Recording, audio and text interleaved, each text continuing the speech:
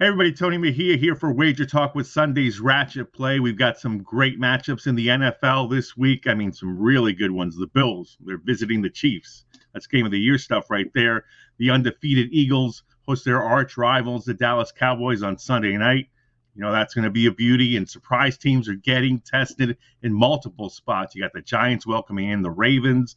Minnesota's down in Miami, and the Jets are looking to win a third straight roadie as they head to Lambeau, looking to upset the Packers after dramatic comeback wins in Cleveland and Pittsburgh. The New York Jets undefeated on the road. I mean, that's amazing. Fortunately for us, we've got some stinkers too, and the Bears and Commanders, undoubtedly the worst matchup of Week 6.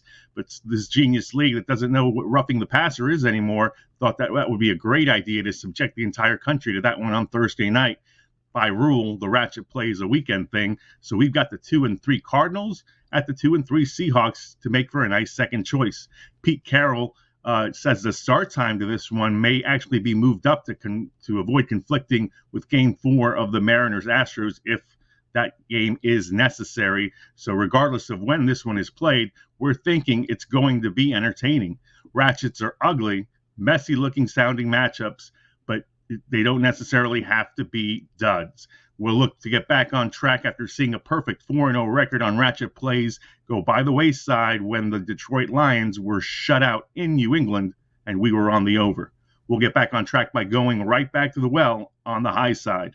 Seattle's young offensive line has been much better than expected. I mean, dramatically better than expected because those guys can really play, and Geno Smith still puts up some throws that make you want to gag, but he's also fired up some beauties. He's completing over 75% of his passes in 2022 and has a 9-2 touchdown to interception ratio. Tyler Lockett and DK Metcalf are putting up numbers, and rookie Kenneth Walker III is taking over for Rashad Penny, who unfortunately is down for the rest of the season. On the Arizona side, Kyler Murray had his best rushing game of the season despite just 4 carries, racking up 42 yards against the Eagles. They fell short of tying the game because they didn't have a kicker, but they should have Matt Prater back, and Matt Amendola will be cut again. The receiving core is a lot healthier with Rondale Moore and A.J. Green back, and since Seattle safety Jamal Adams went down for the season with a torn quad tendon in Week 1, Seattle is giving up 34.5 points per game. That's Detroit Lions territory right there. So this is a perfect opportunity for the Cardinals to get their swagger back on and the attack back on track.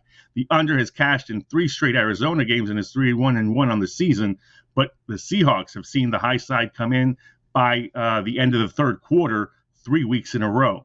The weather's going to be perfect in Seattle, no rain. We're going to ride the over on 51 points to be scored in Seahawks Cardinals.